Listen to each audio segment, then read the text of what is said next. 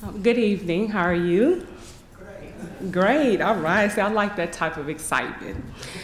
First, I want to say thank you to the Institute for Popular Music for extending this invitation, and it gives me an honor to give a lecture tonight here on Erykah Badu and sort of talk to you about the intersections between religion and hip-hop culture by using her as a case study. So we're going to jump right into the talk. This lecture will accomplish two tasks, so we're getting straight to the objectives. First, it will establish a relationship between religion and hip-hop premised on shared functionality. And secondly, it will identify a multidimensional notion of self that finds expression in hip-hop culture, namely in the work of Erykah Badu.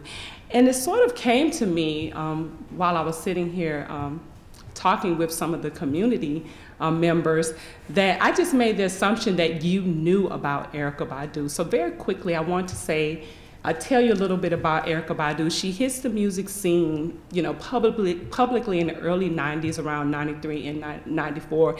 She does consider herself a hip hop artist, even though people sort of label her as a neo soul artist, an R&B artist. She considers herself sort of a hip hop head.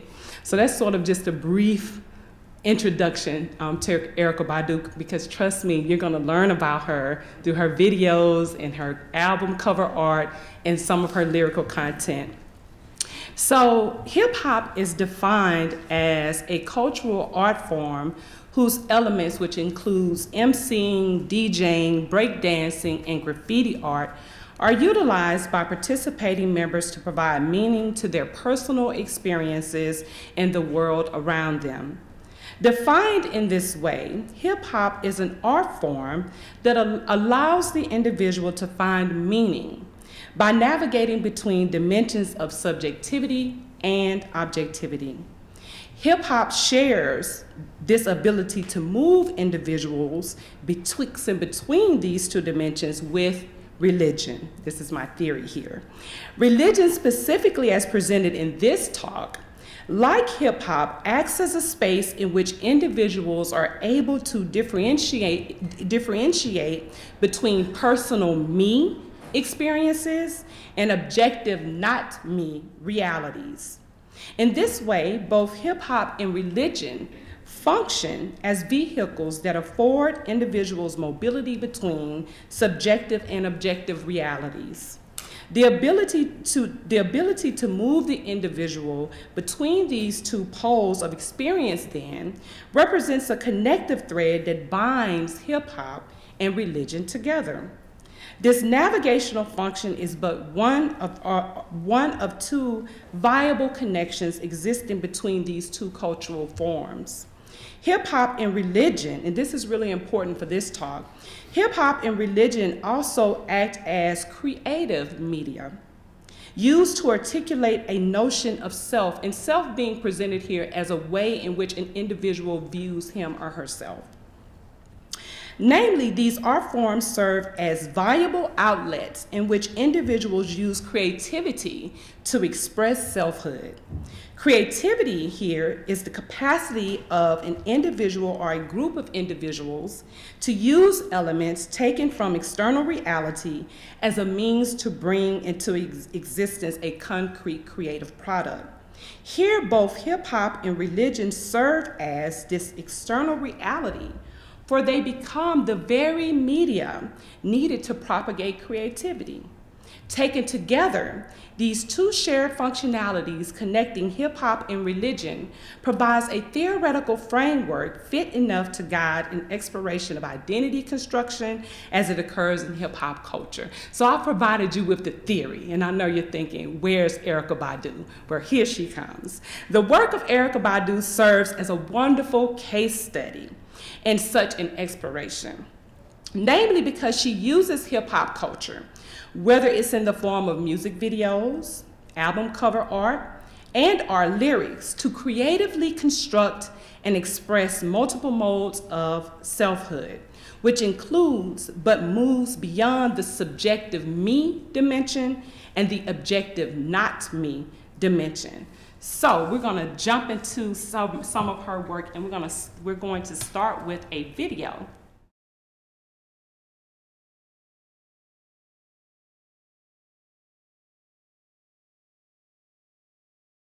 How many of you, this is your first time ever seeing the window seat video? Shock value, right? So let's talk about it a little bit. So in this video, we witness several definitive acts. We see Badu removing layers of clothing as she walks along Dealey Plaza. And Dealey Plaza is located in Dallas, and she walks towards the grassy knoll, and this is a space in Dallas where Kennedy was assassinated. So there was a lot of, she really received a lot of kickback because of this video, but we're going to talk about it a little bit more. We hear a single gunshot. We watch her naked body hit the ground. We see blue liquid flowing from her head, spelling out the word groupthink. And then we hear Badu espousing the following words. They play it safe, are quick to assassinate what they do not understand. They move in packs, ingesting more and more fear with every act of hate on one another. They feel most comfortable in groups, less guilt to swallow. They are us. This is what we have become, afraid to respect the individual.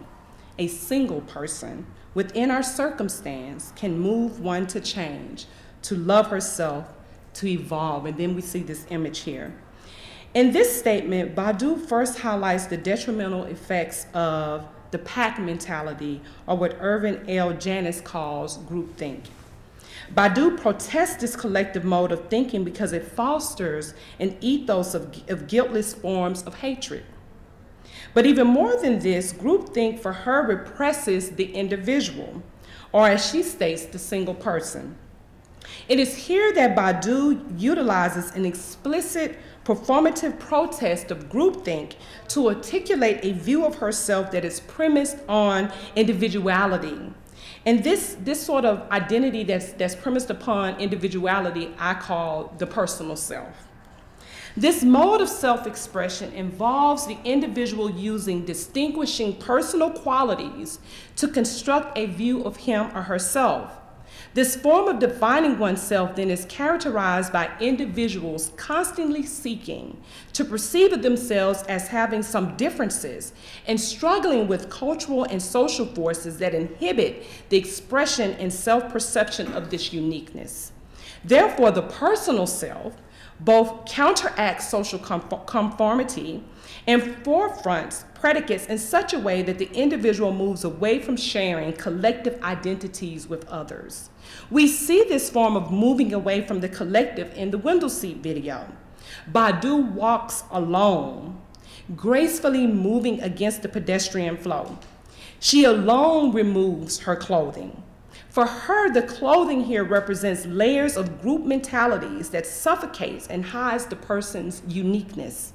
Thus, this act of taking off clothing symbolizes the power of the individual, in her words, to separate from the group. In a 2010 interview, Badu maintains this move to create an identity premised on separating oneself from the group is, quote, horrifying, because we are afraid of being ostracized and assassinated. And we see in this video, she was assassinated by the group if we have our own thoughts, our own minds, our own will, and our own direction. Regardless of this fear, though, she walks naked among the crowd, and it is her very nakedness that serves as a distinguishing mark that separates her from the surrounding clothed group. This same mark of uniqueness, however, leads to her assassination. For Badu, though, this assassination of the physical body ironically symbolizes the death of the collective body. The bullet sets free an evolved form of self-identity, or personal self that is based on her own uniqueness. We see this evolved, personalized identity construct at the very end of the video in the depiction of Badu that you see on the screen. adorning a large smile with long braids as she walks away from the murder scene. And it is this very act of walking away that she states that she is finally free to embrace her uniqueness and to love herself and evolve. While Badu uses the window seat video as a means to creatively express a personalized, evolved form of identity, she employs the New America 2 album cover, the album cover that you see on the screen, to articulate a more collective mode of self-identity. The cover art that you see displayed is the creative work of both Badu and artist Erykah. A quick glance at this cover depicts, and so it's really thick with respect to visual, right? So I'm just gonna focus on sort of the body, the central body that you see in the center, and sort of move towards the very top of the image that you see.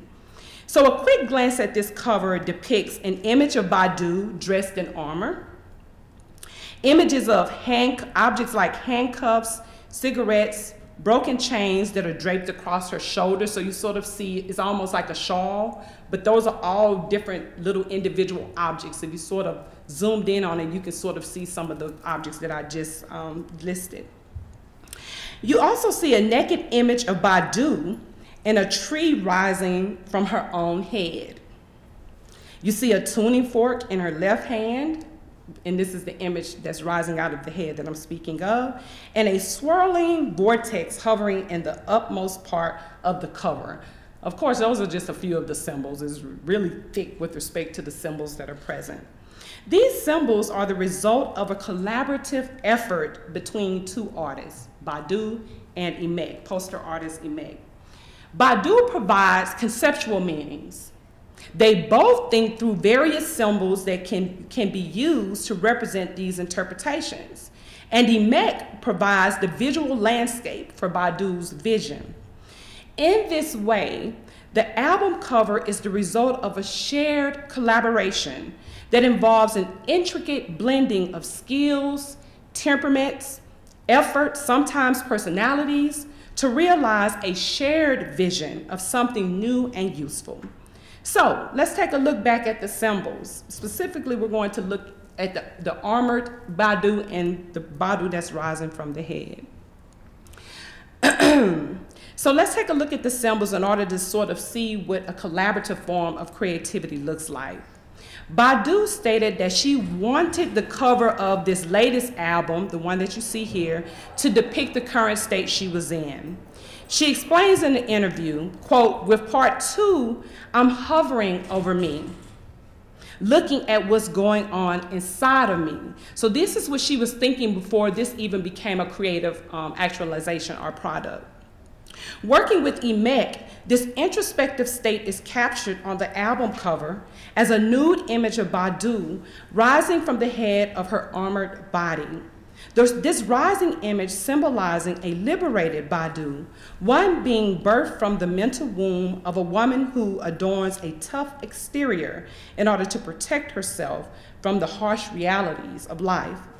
While this mode of collaborative creativity brings to life meanings through symbolic representations, this album cover captures something more here.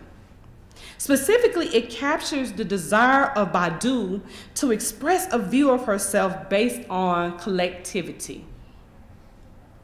Co-creating her album cover with Erykah depersonalizes Badu as an individual, primarily because equal distribution of creativeness between her and the artist Erykah takes precedence over the creative act as conceived of by Badu herself.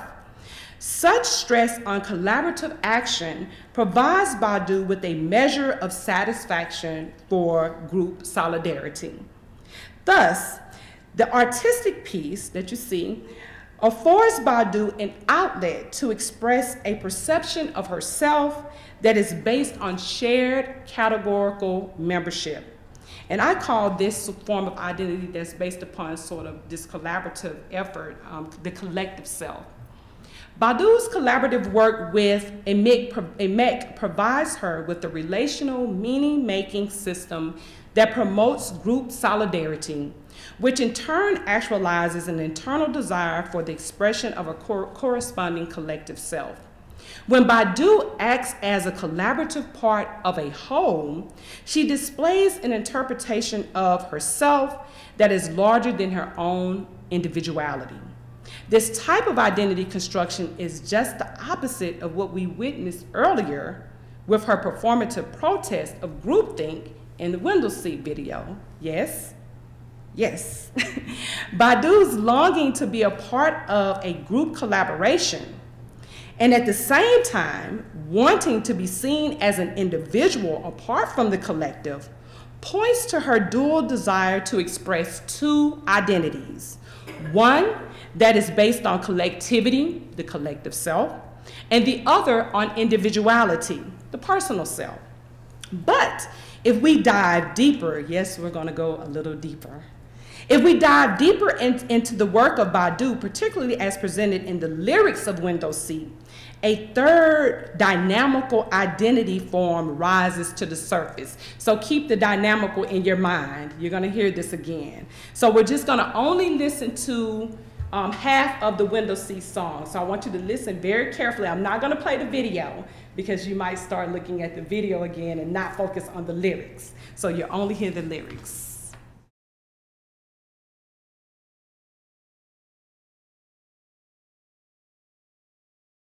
Stop right there with I want you to need me.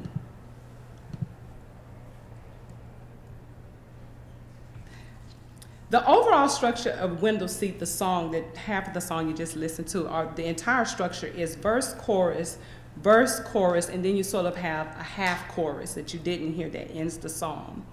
While the two verses provide the listener with some of the song's details. For instance, in the first verse, she sort of tells us some things she's concentrating on, right? She's concentrating on her music, her lover, and her babies, right? So the verses sort of shares details about the songs, but it's within the long, elongated choruses that Badu reveals her desire to express an identity form of self that moves beyond individuality and collectivity. So we look at the very first part of the chorus. So we're going to break the chorus down. She sings, "So can I get a window seat? Don't want nobody next to me. I just want a ticket out of town, a look around, and a safe touchdown. Can I get a window seat? Don't want nobody next to me. I just want a chance to fly, a chance to cry, and a long bye-bye." You actually thought I was going to sing, didn't you? I cannot sing, so I'll read.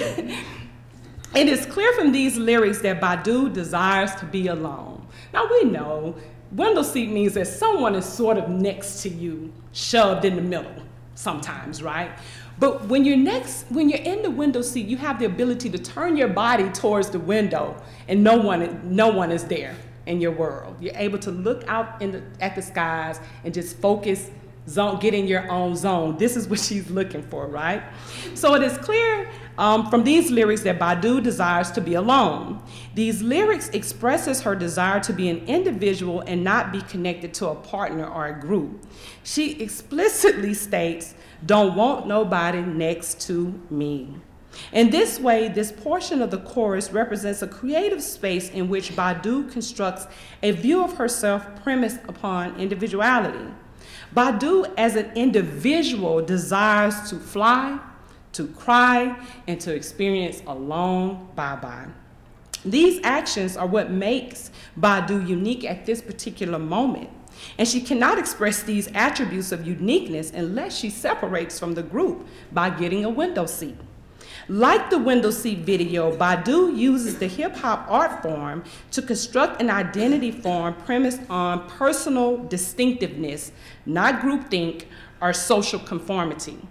While Badu depicts a personal self-definition in the opening part of the chorus, it is within this same lyrical space that she offers listeners a conflicting desire. So the first part of the chorus, you sort of see her expressing a personal form of self. But then in the same chorus, she sort of expresses this desire to want to articulate a more collective form of self. So she sings, but I need you to want me, need you to miss me. I need your attention. I need you next to me. I need someone to clap for me. I need your direction. Somebody say, come back, baby, come back. I want you to need me. And that's where I stopped the song. Here, Badu longs for acceptance by her partner or a group. She explicitly states she needs to be missed. She needs the attention. She needs somebody next to her. She needs you to clap for her. And you hear the clapping in the song. And really, when it's all said and done, she needs to be needed. In this way, the lyrics reveals Badu's desire to belong. She desires interpersonal relationships. For it is within these relationships that Badu becomes satisfied with being a part, coalescing with other parts to make a meaningful whole. Badu then identifies with the collective in such a way that shared incentives, especially expressed in belongingness, becomes the lens in which to interpret self, yielding a collection conception of self that was presented earlier as the collective self. Overall, this chorus beautifully captures Badu's conflicting desires for unification with a social group and separation from the societal demands of the same group.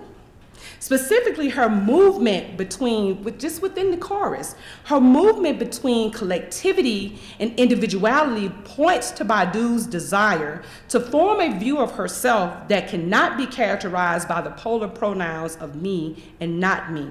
She desires to express a dynamical form of selfhood. So this is what we see here, right? Now, this is not actual, this is sort of my representation of the dynamical self, right? So if we look at her chorus, the first part of the chorus, we see her pretty much forming a conception of the personal self. The second part of the chorus, we see her sort of using using lyrics to articulate an identity form that's based upon collectivity, which is the collective self. But it is my theory that something is going on in the in-between space as she negotiates her desire to want to be an individual, but want to be a part of the group at the same time. And I call this the dynamical self. So when you take the chorus as a whole, and you see this negotiation between the two selves, this is where you sort of have that fuzzy dynamical self sort of forming, and I'm gonna break it down for you. The dynamical self here occurs where the edges of the collective self and the personal self meet. In other words, the dynamical self finds a place of expression between the individual's desire to separate from a group and the same individual's desire for unification with a group. Badu creatively constructs this dynamical form of self in the chorus of Window Seat. In the first part of the chorus, she wants separation, while in the second part of the chorus, she wants unification. Ultimately, she wants both and. That's a mouthful. It is at this intersectional point of the two parts of the chorus that she expresses a dynamical, fluid mode of self-identity, and that she forms a view of herself that holds in tension both her desire for individuality and collectivity. And so I want to end with, so who is Erykah Badu? I know you're like, okay, collective, personal, dynamical, but who is Erykah Badu? If you've ever seen, go to YouTube if you've never seen an interview with Erykah Badu, and she normally introduces herself first as Erykah Badu. And then she'll go on and say, also known as medulla oblongata. Also known as, what's the next name? There we go. See, that's what I love participation. Also known as, that's right. Also known as, you see that play on the part of the brain? She's a creative genius, right? Also known as, she's a lot of people, right? Also known as, also known as, also known as, And the list can go on and on. It just depends on who she wants to talk about that, who she wants to be that day. But interestingly, all of these names point to the different personas that she sort of manifests from time to time. They have their own clothing, they have their own style of talking. You know, psychotherapists might say, oh, some various personalities going on there, but for her, these names are representative of true personas. She's not just one person, she's all of these people, all of these personas and more. Now, I wanted to use this to sort of point to the complexities of identity construction when you talk about Erykah Badu. That I've attempted to sort of put my thumb on her a little bit, but with an artist like Erykah Badu, it takes a lot of digging and a lot of work. But I want to end with, in one of her interviews, I think it's Vision of Visionaries. You can go on YouTube and you can pull up that interview. I think it's from 2005. The lady asked her about who she is, and she tells the lady, I'm an artist. And I want to end there because her sort of denoting herself as an artist does two things. First, it's with respect to this talk. As an artist, she utilizes hip hop as a creative medium to construct identities, multiple identities. But also as an artist, she sees herself as a creative medium. And in this way, Badu herself is hip hop because she's a creative medium. Therefore, Badu is hip hop. And I'm going to end there.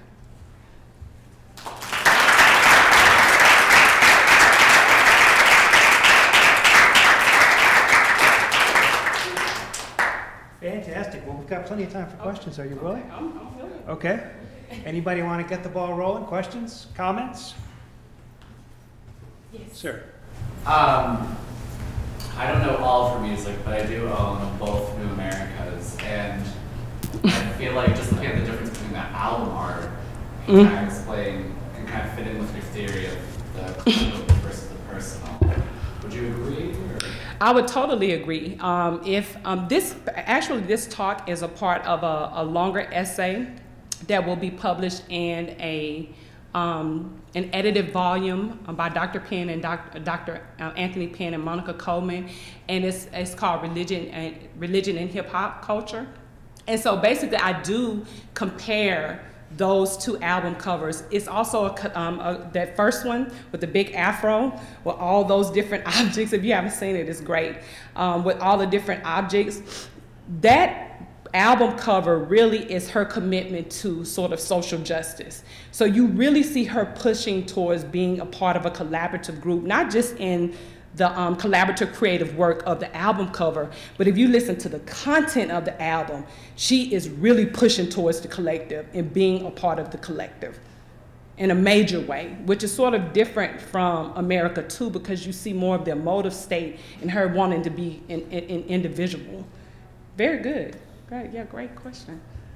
So, I'm sure you know, she was a member of the Soulquarians, which included Common, The Roots, Black Star, many other, all my favorites. Yeah, other important artists at that time. Mm-hmm. And there are a couple songs, you know, her song with Common, Love of My Life. Yes. And then Common's song as well, I Used to Love Her. Yes. A lot of it talks about, is a narrative of hip hop. The Roots also have it in, I can't remember the name of the song, but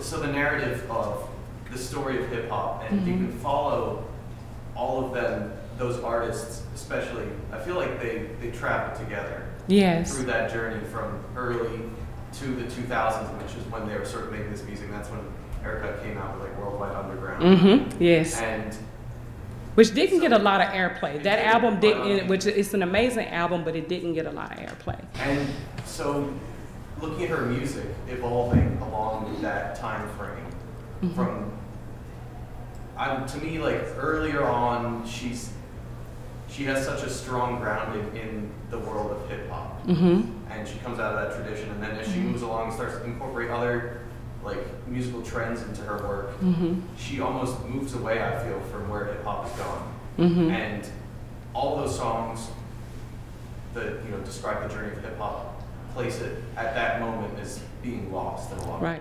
Right. Great comment, and I hear I hear the question also.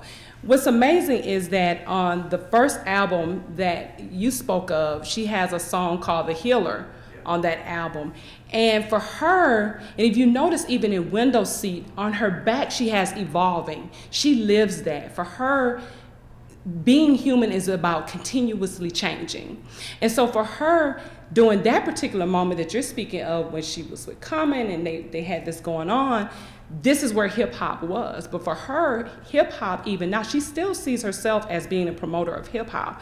But for her, hip hop has evolved, right? And you see this in The Healer. For her, hip hop is even bigger than religion. So she sort of moves back. That's a whole nother different lecture, right? Because I equated it, religion and hip hop together, but at times she says that hip hop is even bigger than religion, right? So for her, even though you don't sort of see that old school explicit type of, you don't hear it in her lyrics and see it in her videos, for her, what you see in her new stuff, this is the evolution of hip hop culture. And we have to see the evolution of hip hop culture because it's so globalized now, and it doesn't look like how we saw it in the Bronx, right? Some elements are still there, but there's a lot of change that has occurred. And for her, this is hip hop. It's growing.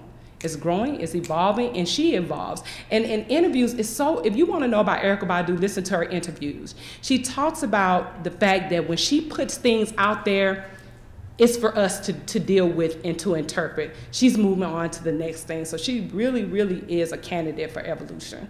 She talks about evolution all the time, and she sees that as a part of hip hop culture. Great question and comment.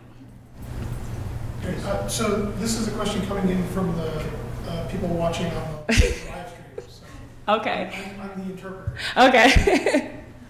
So this is a question, I'll just read it verbatim. As far as institutionalized religion, do you see any references to the 5%ers in the lyrics of the song or the artwork and symbolism on the album cover? Very good question. Now, Erykah Badu, on her first album, you see sort of explicit references to the Nation of Gods and Earths, which we know as the 5%ers. So you really see that. But her religious orientations have really, really evolved. They've evolved. And when you listen to her current music and when you listen to her most current interviews, she sees religion as art. That religion is art, that she is not the partaker of any specific institutionalized religion. But it's amazing, but she still sort of references NOI. NOI cosmology, the final call. She sort of references them, but she doesn't herself. She says this in her interviews because people always ask about her religious orientation. And she says she's not committed to one institutionalized religion, but for her, her art is her religion. If that answers their question. So, I mean, personally, this support's coming from me. Okay. Like, I read a musicological book about the 5%ers like 10 years ago. Mm-hmm. Somebody in Middle Tennessee State or somebody, I can't remember her name right now. Anyway, but I can't remember like what are the like visual images, what are the visual symbols that are associated with The that 5%ers. movement. And so my question is, like, you see Onks and all these other kinds of things. Mm-hmm. Are they, do you interpret those as sort of symbols that are personal to Erykah Badu, and that she inscribes a kind of idiosyncratic meaning of her own into them, or is she pulling in meanings from other traditions? Meanings from all type of traditions, Eastern traditions, and for her, she really has this sort of passion for Egyptian cosmology as well. So you see a lot, and even on her album, she has like people speaking ancient Kemet. So she has this fascination and this passion for Egyptian cosmology, but she pulls from a lot of different ancient religious traditions as well. As far as the symbols are concerned, 5%er symbols, you see a lot of her referencing to 5%ers on her first album in the song On and On. And their second album is another song called And On, which is sort of a continuation of On and On. You really sort of see her explicit commitment to 5%er cosmology there. Yeah. Thank you. Yes.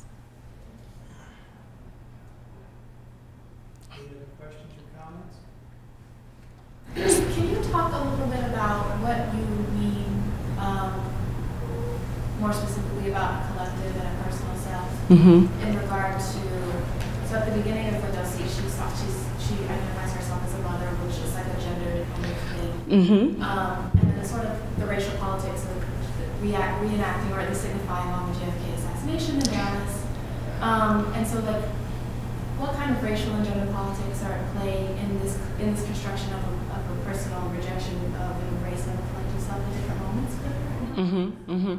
I would say that's a very heavy question, first of all. No, it's a very good question. It's a question I really have to tussle with in this larger piece, because Erykah Badu, strangely, she uses all these symbols, but she strangely, if you listen to her interviews and you listen to her music, she, especially A New America Part 1, she talks about sort of the issues that African Americans are dealing with within this country. But when you listen to her interviews, she's sort of, they're not racialized, they're not racially centered. But she does talk about motherhood quite a bit. But motherhood, I like that question. I'm going to tussle with that. Thank you for that, because I'm going to tussle with that a little bit in my longer piece. Motherhood for her can be utilized to display both that personal and collective, because she sees the privilege of being a mother and being a part of motherhood. She's a doula. I mean, she's a part of the process. But at the same time, she always talks about sort of her individualized mode of mothering.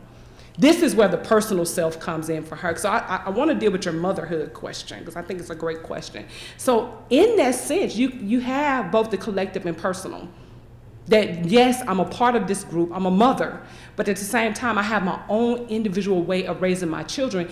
And if we just want to take it there, and the fact that she has different fathers for each one of her children, and she doesn't have a problem with that. And she always pushes back on the collective for always charging her up with that choice. For her, that's a choice. That's how she wants to do it. So you even see that personalized type of individualism even within motherhood in the process of mothering. Also, does that sort of hit your motherhood question? But racially, I'm really interested in the fact that in her interviews, you see it in her music, but she really doesn't focus on the race. And then your question about her video with respect to the location of Kennedy, that's a whole nother conversation. Seriously, you can write a piece on just the window seat video. It's very thick. Thank you for challenging me, because that's going to make me work some more things out in the longer piece. So, hip hop culture, I guess you could say she embodies it in many ways. But from the roots from when she was like the early 90s, the type of gangster rap that was arising, especially in Brooklyn, Queens, of narrating strife through music. I feel like she doesn't have a lot of that. You mean in the beginning? Yeah, I feel like she's not very in tune with that type of, and I guess it's come to be seen as a very integral part of hip hop culture, is the struggle of living in the inner city and what she faces there. Well, how did she grow up in, like, what was her? Dallas, in the inner city of Dallas. And you saw, interesting, we had a conversation about Bag Lady, right? That's very early music. She talks about struggle, but a lot of times she talks about the struggle of women, right? She's really in that line where she talks about some of the struggle of women, not necessarily, slanging dope or whatever, right? Yeah. Her experience is totally different in Dallas, and you sort of see that in her music. So she was raised in sort of a nitty-gritty part of the Dallas area, and she still lives in Dallas. She hasn't moved to New York or Atlanta or anywhere like that. She still resides in Dallas. Yep. Yes. Actually, that question reminds me.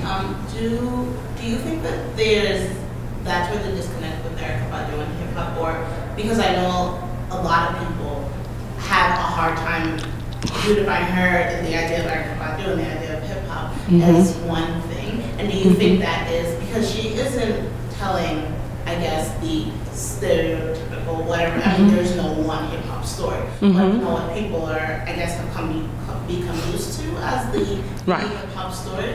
And sometimes that separates her from the idea of hip hop. Or do you agree? No, I would totally agree with the statement that you just made, that when, you know, to put Erykah Badu in the same sort of, put hip hop and Erykah Badu together, they're like, she's not a hip hop artist, but she is a hip hop artist, and she is representative of hip hop culture. You saw it tonight, because hip hop culture is not just rap music. Now, if you equate hip hop culture with a specific type of rap music, then you would say, okay, that they don't go in the same category. But how is it that we can fit Kendrick Lamar in hip hop culture, but we can't fit Erykah Badu in hip hop culture, when they're talking about some of the same things, just a different contextual space, right? So she's representative of hip hop culture. Hip hop culture is clothing, is dance, is music. Even the video that you referenced, if you watch that video, you have all of those elements that she includes in that video. She even includes screw music. Have you ever heard of screw music from Houston, where it's really slowed down, right? So she's a DJ. If you listen to her interview, she tells you that she was a B-girl before she even started singing. She was a B-girl. She breakdanced. So for people who really do not know Erykah Badu, they can't see how she fits in the hip-hop category. But for people who have really followed Erykah Badu, it's a natural fit. It's a natural fit. Great question. Jason, you got another one from the internet? Okay. I'll just read it verbatim. Okay. What are your thoughts about her formal transition into the fashion industry by being named the face of Givenchy? Her style has always been unique. Do you find that to be a reflection of her music? Yes, I'm still chewing on that one. I just actually, I think I just read an article on that last week, and I'm still chewing on that, because Is this something that just happened? I don't think long ago. She's now like the face of a luxury brand, a clothing brand. And so I'm sort of chewing on that to see just how that collaboration's going to work. How she's gonna, I hope some type of reciprocity occurs, where she's gonna influence them, but they have a little influence on her, to see if they have a little influence on her at the same time. I don't know what to make of that collaboration. So I'm still, internet person, I'm still chewing on that collaboration. Oh, and internet person just corrected my correct pronunciation. I love technology. I think we've got time for one more question. I thought I saw it come from here. Yeah? Now that I understand a little bit more about Erykah Badu, can you revisit the connection, or not the connections you made about religion? Yeah, so. I'm sorry. No, you're fine. In the longer paper, I really flush out that first part a little bit more. But this is my theory, that religion is a creative medium where people can sort of utilize religion as a way to create identity. Hip hop affords the same thing. And in my class, I talk about how in that way hip hop is religious, or as religious, and they both function in the same way. That was a great question, because in the longer piece, I really flesh it out. Well, Margarita, thank you very, very much. Thank you.